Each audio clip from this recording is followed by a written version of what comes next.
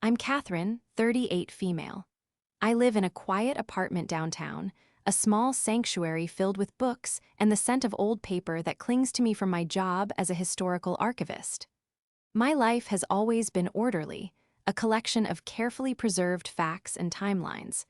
I thought my family history was just as straightforward, built on a foundation of love and mutual respect, but I was wrong. The story I'm about to tell you is about how that foundation crumbled, revealing a rot of jealousy and deceit that had been growing for years, and how I had to use my skills at digging through the past to reclaim my future. Before this story unfolds, I'd love to connect with you. Please let me know in the comments where you're watching from and what time it is in your corner of the world. It's amazing to see how far these stories can travel. My family, on the surface, was the picture of suburban contentment. My father, who passed away 5 years ago, was a history professor, and my mother, Margaret, was a librarian. They raised my younger brother, Leo, and me in a house overflowing with books, where intellectual curiosity was the highest virtue. I followed in their footsteps, finding my passion in the quiet, dusty halls of the city archives. I loved my job, the meticulous process of piecing together narratives from forgotten letters and documents. It was a stable, if not glamorous, life. I owned my small apartment, had a healthy retirement fund, and lived well within my means. I was, by any objective measure, financially responsible. Leo was different. He was the star of the family, charming, ambitious, and always chasing the next big thing. He went into finance and quickly cultivated an image of success. He drove a luxury car, wore expensive suits, and talked about market trends and portfolios with a dazzling confidence that always seemed to impress our mother. While I was carefully cataloging the past, Leo was aggressively betting on the future. My parents were proud of us both, or so I believed.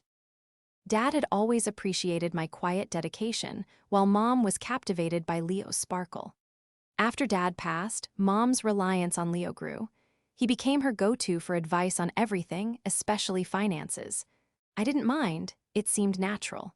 He was the expert and I was busy with my own life. I visited Mom every weekend, we'd have lunch, tend to her garden, and talk for hours. Our relationship felt as strong as ever. The narrative that I was bad with money started subtly. It was a slow poison, administered in small, almost unnoticeable doses. It would begin with a comment from Leo during a family dinner. "Catherine, you should really think about investing more aggressively," he'd say, waving his fork. "That savings account is just losing money to inflation."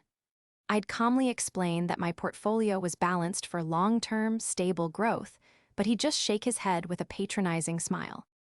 "That's the safe, boring route.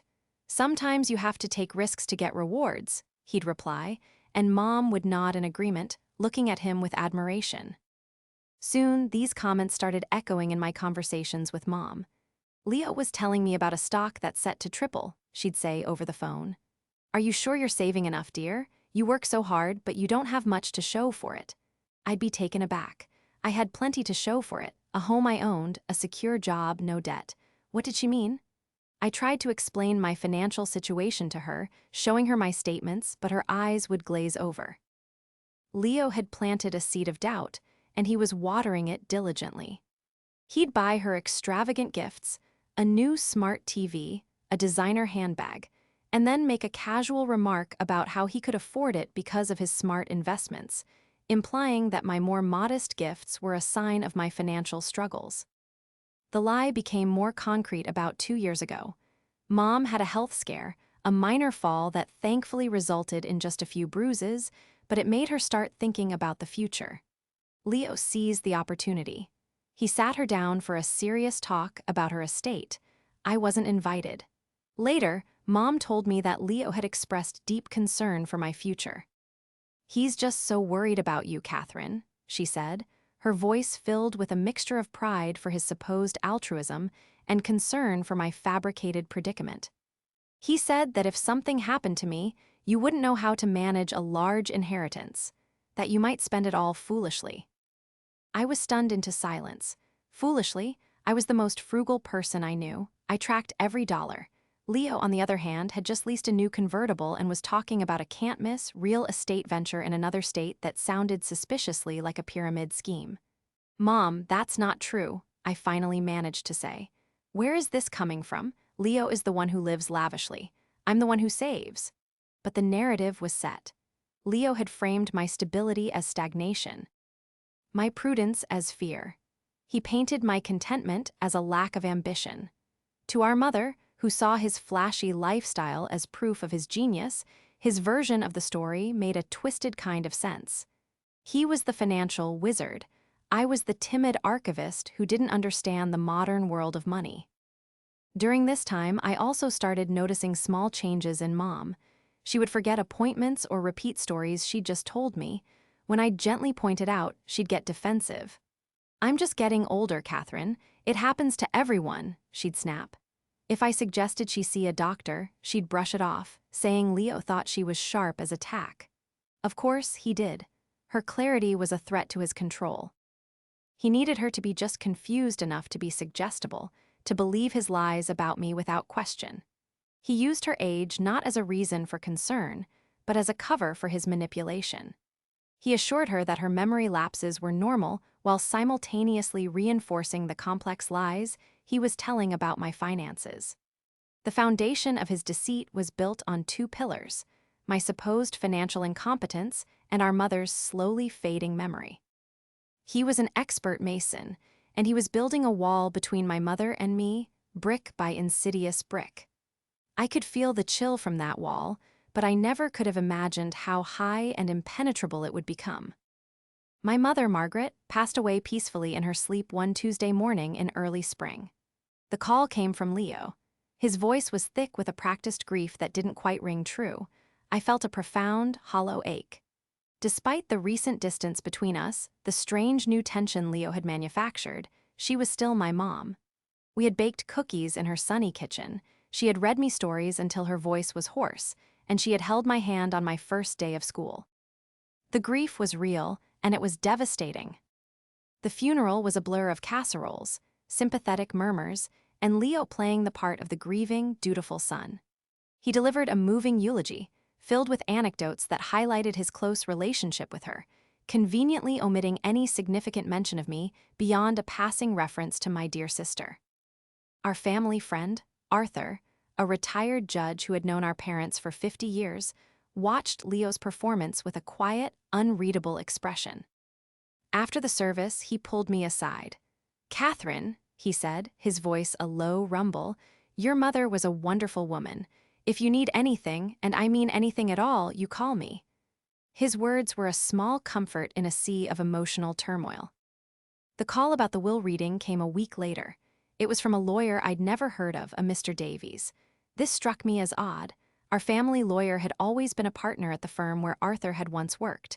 Why the change? When I asked Leo, he was dismissive. "Mom wanted someone who specialized in modern estate planning," he said vaguely. "Davies is the best in the business." The meeting was scheduled for the following Friday at Mr. Davies' sleek, impersonal office downtown. The room felt cold and sterile, all glass and chrome, a stark contrast to the warm, cluttered home my mother had created. Leo was already there, looking somber in a dark suit. He gave me a brief, tight-lipped nod. Mr. Davies was a man who seemed to match his office, polished, efficient, and utterly devoid of warmth. He got straight to the point. He read through the standard legal jargon before getting to the heart of the matter, the distribution of assets. "To my son, Leo," he read in a monotone voice, "I bequeath my entire estate, including my primary residence, all financial accounts, investments, and personal effects." He paused, cleared his throat, and then delivered the final, crushing blow.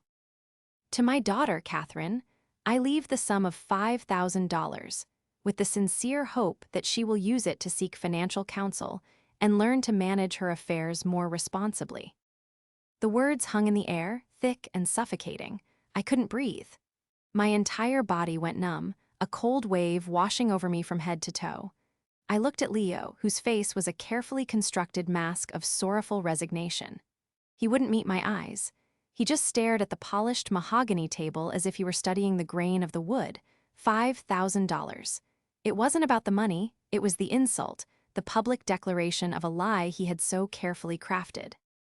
He had poisoned my mother's mind against me so thoroughly that her last words to me, sealed in a legal document, were a condemnation of my character. It was a betrayal so profound it felt like a physical wound. "When was this signed?" I asked, my voice barely a whisper. Mr. Davies shuffled his papers. "The will was executed on October 17th of last year," he replied. October 17th. I racked my brain, trying to place the date. It was a Thursday. I remembered that period well. It was when I had become seriously concerned. About Mom's memory. She had missed a doctor's appointment we had scheduled and had no recollection of it. She had called me by my aunt's name twice in 1 week, and Leo had been around constantly, helping her organize her paperwork, he'd said. I stood up, my legs trembling. "I don't accept this," I said, looking directly at Leo for the first time. "This isn't my mother, she wouldn't do this." Leo finally looked up, his eyes full of fake pity. "Catherine, please, don't make a scene," he said softly, as if I were a hysterical child. "Mom and I talked about this at length. She was worried about you. She did this out of love to protect you from yourself." To protect me? The audacity of it was breathtaking. He had twisted his greed into an act of love. He had used her failing health as a weapon against me and was now trying to frame her final act of betrayal as a kindness. Mr. Davies looked uncomfortable. "Ms. Thompson, the will is legally sound. It was signed, witnessed, and notarized. Your mother was of sound mind and body." Sound mind? I knew that wasn't true, but how could I prove it?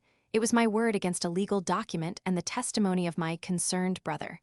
I walked out of that office without another word, the lawyer's pronouncements echoing in my ears. I stumbled out onto the street, the city noise a dull roar around me. I felt utterly alone, grieving not only the loss of my mother but the loss of the family I thought I had. The brother I had grown up with was a stranger, a cold, calculating thief who had stolen not just my inheritance, but my mother's final legacy. The betrayal was complete, sealed in ink on a piece of paper that declared me irresponsible, unworthy. In that moment, the grief morphed into something else, something harder and colder: resolve. Leo had underestimated me. He saw me as the quiet, timid archivist.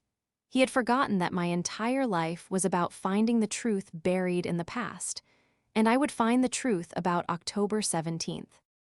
The days following the will reading were a fog of grief and rage. I operated on autopilot, going to work, speaking to colleagues, but my mind was elsewhere, replaying that cold, clinical meeting over and over. The final words of the will, "learn to manage her affairs more responsibly," were a constant, bitter refrain. Leo had tried to call a few times, leaving voicemails dripping with false sympathy. "Kate, I know this is hard to understand," he'd said in one message, "but this is what Mom wanted. I'm here for you if you want to talk." The hypocrisy was so thick I could barely listen. He wasn't there for me, he was checking to see if I was going to be a problem. My small apartment, usually a place of comfort, felt like a cage. I paced the floor, my thoughts racing. How could I prove my mother wasn't of sound mind? A legal challenge seemed impossible. It would be a messy, public battle, pitting me against my brother and a signed document. I needed evidence, something concrete that couldn't be dismissed as the ramblings of a disgruntled daughter. My archivist instincts kicked in. An archivist doesn't just accept the official story, they look for the primary sources, the raw, unfiltered records of the past. I needed to get into my mother's house. Leo had changed the locks the day after the funeral, for security, he'd claimed. He had offered to let me come over to pick out a few mementos, with him present, of course. The thought of him supervising me as I walked through my childhood home, now his sole property, made my stomach turn. I needed to get in there alone. I remembered the spare key Mom always kept hidden under the loose flagstone by the back porch, a secret hiding spot from our childhood. I prayed Leo, in his arrogance, had overlooked it. One evening, a week after the reading, I drove to the house.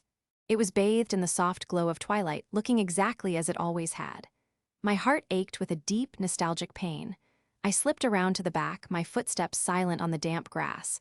My fingers trembled as I lifted the stone. There it was, the cold, familiar brass key. Relief washed over me, so potent it almost brought me to my knees. I let myself in through the back door, into the kitchen. The house was unnaturally quiet and still, holding its breath. It smelled of mom, lavender, and old books. Leo had clearly been there. There were a few boxes stacked in the hallway, but for the most part, it was untouched, a perfect time capsule of my mother's last few months. I didn't know what I was looking for exactly. Medical records, letters, a diary. I started in her bedroom. Her closet was still full of her clothes, her perfume still lingered in the air. It was almost unbearable. I moved to the small antique desk in the corner where she paid her bills and wrote her letters. It was a place I knew well.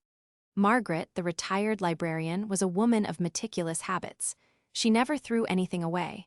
And most importantly, she documented everything. Her entire life was organized in a series of planners and calendars that she kept year after year. I pulled open the top drawer of the desk. There they were, a neat stack of spiral-bound daily planners going back a decade. I took a deep breath and pulled out the one for the previous year. My hands were shaking as I flipped through the months, past summer barbecues and book club meetings until I reached October. My eyes scanned the page for Thursday, the 17th. The box for that day wasn't empty. Written in my mother's familiar, elegant cursive were two words that made my heart stop. Neurologist. 2 p.m. A neurologist, not a routine checkup with her regular doctor. A specialist. I sank into her desk chair, the planner clutched in my hands. This was it. This was something real. Why would she be seeing a neurologist? And why had she never mentioned it to me? She had mentioned it to Leo, I was certain. This was the secret he had kept, the key to his entire deception. He knew she was having memory issues, serious enough to warrant a visit to a specialist, and he had exploited it. He had likely driven her to the appointment himself, filled her head with his lies, and then taken her directly to his shark of a lawyer to sign away my inheritance, while her mind was at its most vulnerable. I frantically flipped through the planner, looking for more clues. In the weeks leading up to the 17th, I found other entries. Call Dr. Miller for referral, Leo coming over to discuss finances, headaches getting worse. It painted a clear, heartbreaking picture. My mother was scared and confused, leaning on the son who was systematically isolating her and plotting her betrayal. In the margin for October 17th, there was another small, scribbled note. Davies, 4 p.m. 2 hours after the neurologist appointment. He had timed it perfectly. The ghost in the planner was telling me a story of a woman losing her grip on her own mind and a son who, instead of helping her, saw it as a golden opportunity. I took out my phone and carefully photographed every relevant page of the planner. The October 17th entry, the other notes, everything. This was my primary source. This was the proof I needed. I placed the planner back in the drawer, exactly as I had found it. As I quietly let myself out of the house, the night air felt different. The fog of grief was beginning to lift, replaced by the cold, sharp clarity of purpose. Leo had used our mother's fading memory to write his own version of her story, a fiction where he was the hero and I was the villain. But my mother, the meticulous librarian, had left behind a record of the truth. He thought he had the perfect, legally binding document. I had something better. I had her own words, written in her own hand, a voice from the past ready to expose his lies. The first person I had to show it to was Arthur. The next morning, I called Arthur. My voice was steady, infused with a new sense of purpose. Arthur, it's Catherine. I need to see you. I've found something. He told me to come to his home right away. Arthur lived in a stately old house not far from my mother's, filled with legal texts, rich mahogany furniture, and the quiet dignity of a long and distinguished career. He had been my father's best friend, a constant, grounding presence in my life. Seeing him felt like finding a safe harbor in a storm. I sat across from him in his study and laid out the story, my voice low, and even as I recounted the events of the will reading. He listened patiently, his brow furrowed, his steepled fingers resting against his lips. When I finished, I took out my phone and showed him the pictures of my mother's planner. He took the phone and enlarged the images, his sharp eyes scrutinizing every detail. He was silent for a long time, studying the entry for October 17th, neurologist, 2 p.m. Then the entry for the lawyer, Davies, 4 p.m. Finally, he looked up at me, his expression grim. "This is significant, Catherine," he said, his voice the calm, measured tone of a judge. This is a powerful piece of circumstantial evidence. It suggests that on the very day she signed that will, her cognitive capacity was in question, enough to warrant a specialist's consultation. He explained the legal concept of testamentary capacity, the requirement that a person must understand the nature of their assets and who they are leaving them to. The timing of these two appointments was, as he put it, profoundly suspicious. But how do we prove what happened at that appointment? I asked. A note in a planner isn't enough, is it? No, he agreed. It's the beginning of a trail. We need the neurologist's report, but medical records are confidential. We'll need a court order to get them, and to get a court order, we need to file a formal challenge to the will. That means we go to war with Leo. He looked at me intently. Are you prepared for that? It will be ugly. He will try to paint you exactly as the will L describes, as greedy and irresponsible.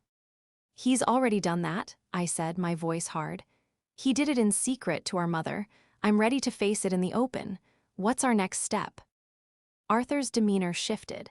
The kindly family friend was replaced by the sharp legal mind.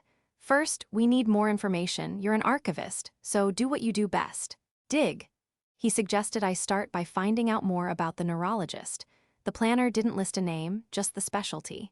Check your mother's insurance statements, her bank records. The payment for that consultation had to go somewhere. He also wanted to know more about Mr. Davies, the new lawyer. Find out when he was retained. Find out if he has a history of these kinds of cases. And most importantly, Arthur said, leaning forward, we need to know more about Leo's financial situation. You said he was a successful investment advisor. That's what he claims, I said. People who are truly successful don't usually need to swindle their own mother out of her life savings, Arthur stated dryly. There's a story there. I'd bet my pension on it. That conversation lit a fire under me. For the next 2 weeks, I dedicated every spare moment to the investigation. Getting access to my mother's financial records was the first hurdle. Since Leo was the executor, the banks wouldn't talk to me. But my mother, the librarian, had been organized. I remembered a conversation we'd had years ago about online accounts. She hated them, but I had helped her set up online access for her main bank account and her insurance provider, and I had written the passwords down for her in a small address book. After hours of searching through her desk during another secret trip to the house, I found it tucked away in a drawer. The moment I logged into her bank account, the pieces started to click into place. I found the payment for the neurologist visit on October 18th. The practice was called Northwood Neurological Associates. A quick search gave me the name of the doctor she likely saw, a Dr. Alistair Finch, a specialist in cognitive disorders in seniors. Then I started looking at the larger financial picture. I noticed large sums of money being transferred from my mother's savings account to Leo's checking account over the past year. The memo lines were all labeled loan or investment. There were 5 transfers in total, adding up to nearly $75,000. My responsible brother was borrowing huge amounts of money from our aging mother. Next, I turned my attention to Leo. Arthur was right. A truly successful person wouldn't need those loans. I started with public records. It wasn't hard to find information. I discovered he had a series of liens against his name for unpaid taxes. His flashy convertible wasn't owned, it was leased, and a search of court dockets showed the leasing company had recently filed a suit against him for missed payments. The can't-miss real estate venture he'd mentioned. A simple business registry search revealed that the company had declared bankruptcy 2 months ago, and Leo was listed as a primary partner. My brother wasn't just living lavishly, he was drowning in debt. His successful image was a house of cards, and he had been using our mother's money to keep it from collapsing. The final piece of the puzzle was Mr. Davies. A search of the State Bar Association website showed he was in good standing, but when I dug deeper into online reviews and legal forums, a pattern emerged.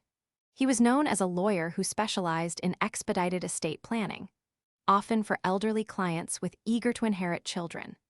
Several anonymous reviews mentioned situations eerily similar to mine, with last-minute changes to wills and accusations of undue influence. It was clear Leo hadn't chosen the best in the business. He had chosen the most compliant. I compiled everything into a detailed timeline, a dossier of deceit. The neurologist appointment, the lawyer meeting, the secret loans, Leo's mounting debts, it all told a single, cohesive story. Leo was desperate. He saw our mother's cognitive decline not as a family tragedy, but as a financial lifeline. He had systematically drained her accounts while she was alive, and then, realizing the well was running dry, he had orchestrated the ultimate heist, her entire estate. He hadn't just influenced her, he had directed her. Each dot was connected, forming a clear, damning picture of greed, manipulation, and exploitation. I brought my findings back to Arthur. He reviewed the documents, his expression becoming more resolute with each page. "Catherine," he said, looking up from the bank statements, "this is more than enough. We're filing the challenge. Let's go get your mother's voice back." With Arthur's guidance, we officially filed a petition to contest the will. The legal term for our challenge was undue influence and lack of testamentary capacity. It was a formal declaration of war. As soon as Leo was served with the papers, the facade of the caring, grieving brother evaporated. His phone call came within the hour. It was the first time I had heard genuine, unrestrained anger in his voice. "What do you think you're doing?" he seized. "You're dragging Mom's memory through the mud, all for money. I knew you were irresponsible, Catherine, but I never thought you were this petty and greedy." I refused to let him bait me. "This isn't about money, Leo," I said calmly. "It's about the truth. It's about the fact that you took Mom to a neurologist and then to a new lawyer on the same day. What were you so afraid of?" There was a split second of silence on the other end of the line, a tiny crack in his armor of indignation. He had thought the neurologist visit was his secret weapon, a private confirmation of what he needed to know to pull off his plan. He never imagined I would find out about it. He quickly recovered. "I was trying to help her," he yelled. "Unlike you, I was involved in her health care. That's what a good son does." He hung up before I could reply. The legal battle began in earnest. The first phase was discovery, where both sides are required to exchange information. Leo's lawyer, Mr. Davies, was as smug and dismissive in his legal filings as he had been in person. They presented their case. Margaret was a sharp, independent woman who had made a conscious, logical decision to leave her estate to the son who was actively involved in her financial well-being, while providing a small, cautionary sum to her financially naive daughter. They submitted a sworn affidavit from the two witnesses to the will, a paralegal and a secretary from Davies' office, who both stated that my mother had appeared perfectly lucid and clear-headed on the day of the signing. Their narrative was simple, clean, and on the surface, legally sound. Our job was to build the counter-narrative. Arthur was brilliant, a master strategist. "A judge sees cases like this all the time," he explained one afternoon in his study, which had become our command center. "A disgruntled child versus a signed will. The will almost always wins. We can't just poke holes in their story, we have to demolish it and build a better, more believable one in its place. Our narrative is this: a loving but vulnerable mother, suffering from the early stages of cognitive decline, was systematically isolated and manipulated by a financially desperate son who preyed on her fears to secure his own financial rescue. Every piece of evidence I had uncovered became a chapter in this new story. The bank statements showing the loans to Leo became proof of his financial desperation and the pattern of exploitation. The details of his failed business and tax liens established his motive. My own financial records, which we submitted in their entirety, served as a direct rebuttal to the central lie of the will. My pristine credit score, my retirement savings, my mortgage statements, they all painted a picture of a woman who was the exact opposite of financially irresponsible. I was the stable one. He was the one in trouble. The most critical part of our case, however, hinged on my mother's medical condition. Arthur filed a motion to subpoena Dr. Finch, the neurologist, and all of his records pertaining to Margaret's visit. As expected, Leo's lawyer fought it tooth and nail, citing medical privacy. But Arthur was relentless. In his argument to the judge, he presented the entry from the planner. "Your Honor," he stated in the preliminary hearing, "we have evidence in the decedent's own handwriting of a neurological consultation just 2 hours before the will was executed. The contents of that consultation are not a mere fishing expedition. They go to the very heart of this case, the question of capacity." The judge agreed. The subpoena was granted. When the records arrived, they were even more damning than I had imagined. Dr. Finch's notes were meticulous. He described my mother as being pleasantly confused, unable to recall the current date, the name of the president, or what she had eaten for breakfast. His assessment included a series of cognitive tests she had taken, on which she scored poorly. The summary was stark. Patient presents with clear symptoms of moderate cognitive impairment, consistent with the early stages of Alzheimer's disease. She is highly suggestible and exhibits difficulty with complex decision-making. Attached was a copy of the letter Dr. Finch had sent to my mother's primary care physician, with a note that a copy was also given to her son, Leo, who had attended the appointment with her. There it was in black and white. Leo knew. He didn't just suspect she was having memory problems. He had a medical diagnosis in his hand confirming she was mentally compromised. He had walked out of that neurologist's office with a doctor's expert opinion that his mother had difficulty with complex decisions and was highly suggestible, and he had driven her directly to a lawyer's office to sign a complex legal document. It wasn't just undue influence, it was predatory. With this evidence, our narrative was complete. We had motive, opportunity, and now medical proof of vulnerability. The plan for the confrontation, the hearing, was clear. We wouldn't just challenge the will, we would expose Leo's entire scheme. Arthur decided to depose Leo before the hearing. In a deposition, he would be questioned under oath. It was a chance to lock in his story and catch him in the lies we knew he would tell. I wasn't just seeking to invalidate a will. I was crafting a case to reveal the truth of my brother's character, using the same meticulous, fact-based approach I used in my work every day. He had written a fiction to steal my inheritance. I was using the archives of my mother's final months to write a history of his crime. The day of the hearing arrived, a gray, overcast morning that mirrored my own anxious mood. The courtroom was smaller and more intimate than I had expected, which somehow made it more intimidating. Leo was already there, sitting beside Mr. Davies at the opposing table. He looked confident, dressed in an impeccably tailored suit, the very image of the successful man he pretended to be. He shot me a look of pure contempt. I sat beside Arthur, took a deep breath, and focused on the stack of files in front of us. This wasn't a family squabble anymore. It was a formal proceeding, a search for a legally recognized truth. The hearing began with Mr. Davies outlining their case.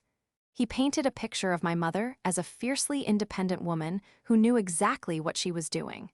He argued that her decision was a rational one, based on Leo's financial acumen and my acknowledged lack of interest in worldly affairs. He called me an academic, his tone suggesting it was a mild form of disability.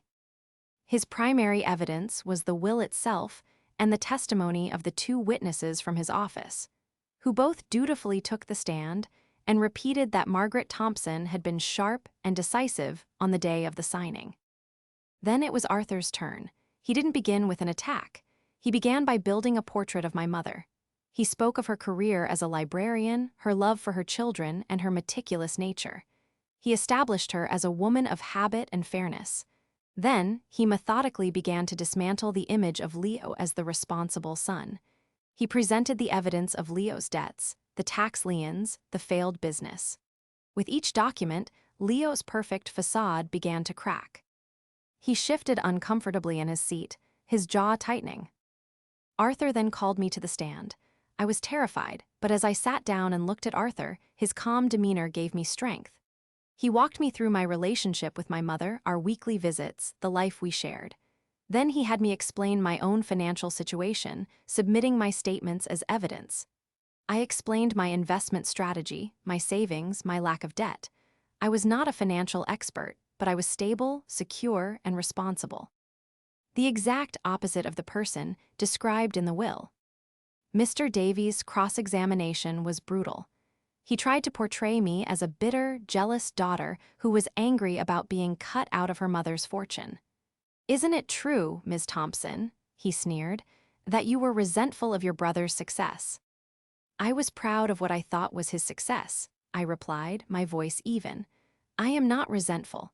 I am, however, concerned about the $75,000 he borrowed from our mother in the year before she died, while his own businesses were failing."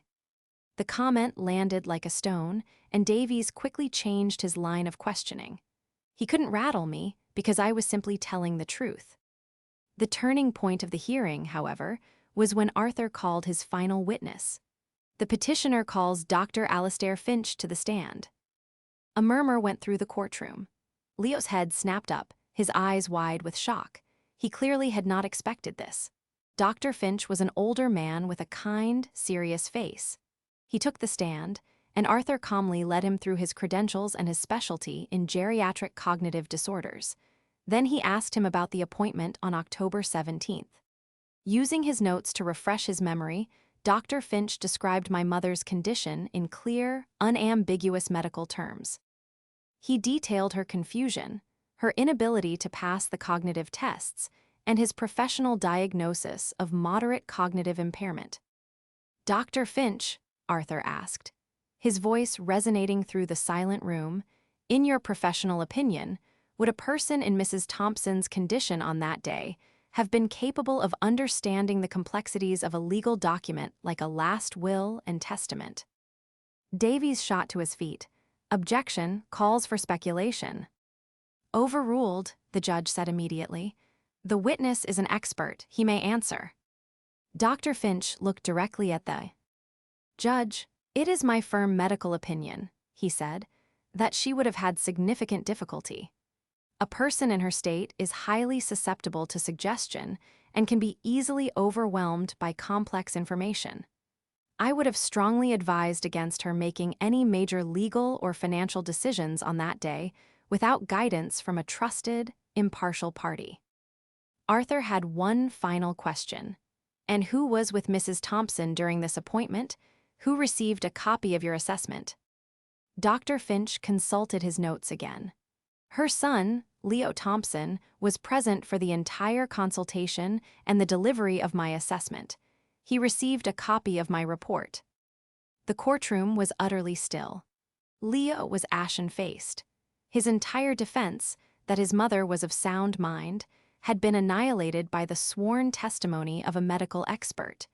He hadn't just been present when the will was signed, he had been formally warned of her diminished capacity just 2 hours earlier. When Arthur rested his case, the judge looked from the doctor's report to Leo. The confident mask was gone, replaced by the pinched, desperate look of a man who had been caught. He had built his story on a foundation of lies, and we had systematically excavated it, piece by piece, until nothing was left but the ugly truth. The judge declared she would review the evidence and deliver her ruling in 2 weeks. But as I walked out of the courtroom, leaving Leo to confer in hushed, frantic tones with his lawyer, I knew we had won. The will was a document, a piece of paper. But the truth, spoken by an expert witness under oath, was a living thing, and it was finally on my side. The 2 weeks of waiting for the judge's decision were agonizing. Even though I felt confident, a small, persistent voice of doubt whispered in my ear. What if the law was too rigid? What if the sanctity of a signed document outweighed the mountain of evidence we had presented? I spent those days in a state of suspended animation, unable to fully relax or focus on anything else. The call came from Arthur on a Tuesday afternoon. I was at work, restoring a set of 19th century city council minutes when my phone buzzed. I saw his name and my heart leaped into my throat. I stepped into a quiet hallway to answer it. "Catherine," he said, and I could hear the smile in his voice. "We won. The judge ruled in our favor on all counts." Relief washed over me so completely that my knees felt weak, and I had to lean against the wall for support. Tears welled in my eyes, not of sadness, but of pure, unadulterated release. She invalidated the will signed on October 17th, Arthur continued, citing clear evidence of both lack of testamentary capacity and undue influence. Her ruling was scathing. She called Leo's actions a predatory and calculated scheme to defraud his vulnerable mother. The judge had reverted the estate to my mother's previous will, a simple and fair document from 10 years prior that divided everything equally between Leo and me. Justice had been served.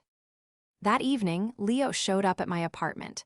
It was the first time I had seen him since the hearing. He looked terrible. The expensive suit was gone, replaced by rumpled clothes. His face was pale and drawn. He didn't look like a master manipulator anymore. He just looked like a desperate, defeated man. "I can't believe you did this," he said, his voice hollow. "You've ruined me." "No, Leo," I replied, standing in my doorway, not inviting him in. "You ruined yourself. You made your choices. You lied, you stole from our mother, and you tried to erase me from her life. This is the consequence of that." He actually tried to justify his actions. He talked about the pressure he was under, the bad investments, the need to maintain a certain lifestyle. He never once apologized. He never once expressed remorse for what he did to our mother. It was all about him, his problems, his needs, his ruin. In that moment, I realized that the brother I grew up with was truly gone, if he had ever really existed at all. "The house has to be sold to pay back the estate for the loans you took," I told him, my voice cold and final. "And to pay for the legal fees. Whatever is left, we'll split, as Mom originally intended. After that, I don't want to see you or hear from you again."